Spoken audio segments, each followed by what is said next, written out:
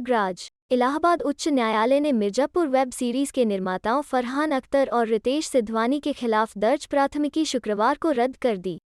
Mirzapur web series में मिर्जापुर कस्बे की खराब छवि प्रस्तुत कर कथित तौर पर धार्मिक, सामाजिक और क्षेत्रीय भावना आहत करने के लिए यह प्राथमिकी दर्ज कराई गई थी। न्यायमूर्ति MC त्रिपाठी और न्यायमूर्ति सुभाष विद्यार्थी की पीठ ने इस मामले में आरोपियों द्वारा दायर याचिका स्वीकार करते हुए यह आदेश पारित किया। उन्होंने बताया कि इससे पूर्व 29 जनवरी 2021 को अदालत ने रितेश सिद्धवानी और फरहान अख्तर की गिरफ्तारी पर रोक लगा दी थी। इसे भी पढ़ें।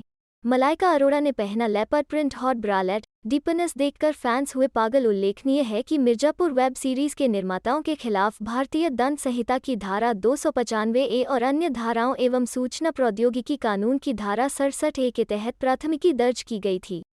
याचिकाकर्ताओं की ओर से दलील दी गई कि प्राथमिकी में लगाए गए सभी आरोपों को सही भी मान लिया जाए तो भी याचिकाकर्ताओं के खिलाफ कोई मामला नहीं बनता, क्योंकि ऐसा कोई आरोप नहीं है कि इस वेब सीरीज का निर्माण किसी खास वर्ग के लोगों की धार्मिक भावनाएं भड़काने की मंशा से किया गया। इसे भी पढ़ें।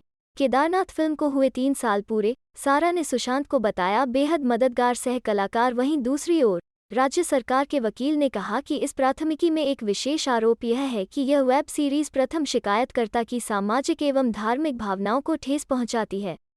पीठ ने संबद्ध पक्षों की दलीलें सुनने के बाद कहा, इस पूरे प्राथमिकी में कहीं यह आरोप नहीं लगाया गया है कि इस सीरीज में कोई भी ऐसी चीज दिखाई गई है जिससे किसी धर्म विशेष की छवि खराब हुई हो और उससे नागरिकों के एक वर्ग की धार्मिक भावनाएं आहत हुई हो।